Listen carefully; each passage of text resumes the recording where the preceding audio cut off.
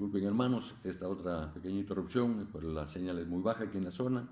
Y en el punto 5 dice comparar el diseño del primer, segundo y tercer templo.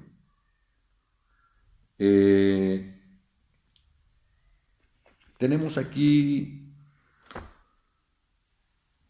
estos hechos. En el primer templo realmente construido por Salomón, de lo más importante, de lo trascendente, es que ahí por primera vez ya se cuenta con una estructura sólida. Recordemos que antes solamente era el tabernáculo, el templo móvil, ¿no es cierto? Que el Señor le dio las instrucciones a Moisés para que así fuera construido mientras durase, digamos, la travesía hasta la tierra prometida. Ya ese primer diseño del templo, sobre esa base construye Salomón el templo ya fortificado, ¿no es cierto? Ya un templo hecho de piedra. Entonces, la diferencia fundamental es que este templo de Salomón sí contenía el arca, ¿no es cierto?, en el lugar principal. Recordemos que el templo tenía tres divisiones, ¿no es cierto? La primero era el patio, ¿no es cierto? Luego tenía la otra parte que es el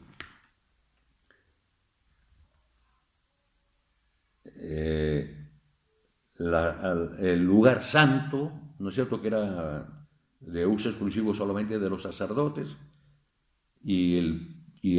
la parte, digamos, el lugar santísimo, que era la parte más importante, que era donde estaba colocada el arca del pacto, ¿no es cierto?, que contenía ahí las tablas de Moisés, las tablas de la ley, y que tenía la vara de Aarón, y que tenía también unas semillas que eran realmente el maná, que el pan que proveyó Dios durante todo este tiempo de la travesía a la tierra prometida, ¿no es cierto? El maná. Muy bien, entonces, el templo principal, el templo construido por Salomón, contenía, entonces, conforme al diseño del tabernáculo, el patio, el lugar santo y el lugar santísimo. ¿Qué había en ellos? Ya tenemos ahí en el patio, teníamos ahí el altar del holocausto, ¿no es cierto? Tenía también ahí la fuente de bronce. Luego en el lugar santo teníamos el candelabro, ¿no es cierto?, el símbolo de la luz, la mesa de los panes de la proposición y el altar del incienso que estaba próximo ya al lugar santísimo. Y en el lugar santísimo teníamos ahí el arca del pacto, como ya hemos comentado, ¿no es cierto? Entonces, esto es lo que contenía el templo ya sólido construido por Salomón. Como ya hemos visto que el templo fue destruido, ¿no es cierto?, entonces vino la reconstrucción del templo en el año 600, ya por Zorobabel.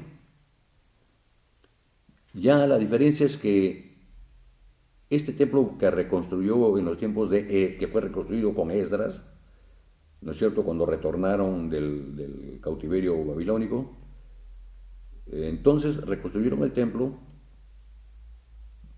¿Y qué diferencia marcaba?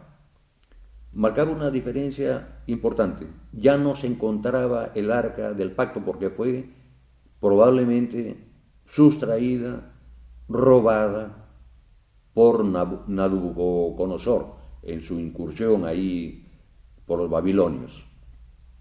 Ya no estaba el arca ahora en el templo de Zorobabel, y había era notoria ahí una división por los desencuentros que había con los samaritanos. Entonces el patio estaba dividido en dos sectores, uno que era para los judíos y el otro sector que era para los gentiles. Los gentiles eran los extranjeros, y en resumen era básicamente solamente para los samaritanos. y algunos otros ciudadanos que vivían en la época y que eran ya, tenían ciertas nociones respecto al contenido de las escrituras. Entonces, esas eran las diferencias marcadas. Ya también en el templo de Herodes el Grande, ya en ese majestuoso templo, también era marcada y notoria la ausencia del arca del pacto. Y era mucho más notorio también ahí ya la división del patio, ¿no es cierto? El patio para los judíos, que estaba muy próximo al templo, y un patio bastante gigantesco para los gentiles. Eso era lo que marcaba la diferencia en los tres templos. Muy bien. Y finalmente, punto 6, que dice, respecto a las enseñanzas de la primera lección, dado un diagrama del tabernáculo, identificar sus tres partes y nombrar su mobiliario. Ya lo hemos hecho. Y las enseñanzas de estos diagramas para explicar cómo conocer el tabernáculo nos ayuda a crecer en nuestra comunión con el Señor. Aquí en la página 26 podemos recatar quizás lo más importante de esta lección, cuando se rompe el velo en la muerte, cuando ocurre la muerte del Señor Jesucristo, el velo que separaba el lugar santo del lugar santísimo, que era una cortina gigantesca, le da el término del velo, el velo del templo se rompió. ¿Y cuál es la enseñanza? Una vez roto el templo, el significado de la muerte de Jesucristo es que ya nosotros, ya no era necesario, digamos, esas divisiones físicas del templo, sino que ahora podemos ya nosotros llegar directamente a la presencia del Señor. Ya tenemos comunión con Él directamente. ¿No es cierto? Ya los que hemos sido regenerados, los creyentes, los hermanos en la fe, ya no necesitamos esas formas intermedias para llegar al Señor. Ya nosotros podemos directamente, con nuestra vida regenerada, reconocer que estamos ante la presencia de nuestro amado Dios Todopoderoso, y ahí le confesamos nuestros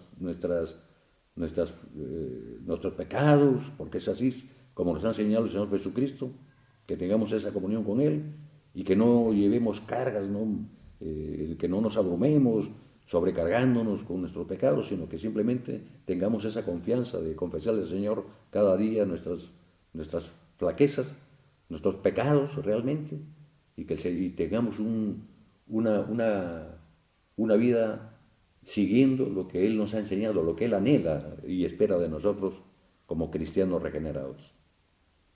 Hasta aquí, hermanos, esta lección, y vamos a hacer un pequeño espacio para continuar con las enseñanzas de la lección número 2.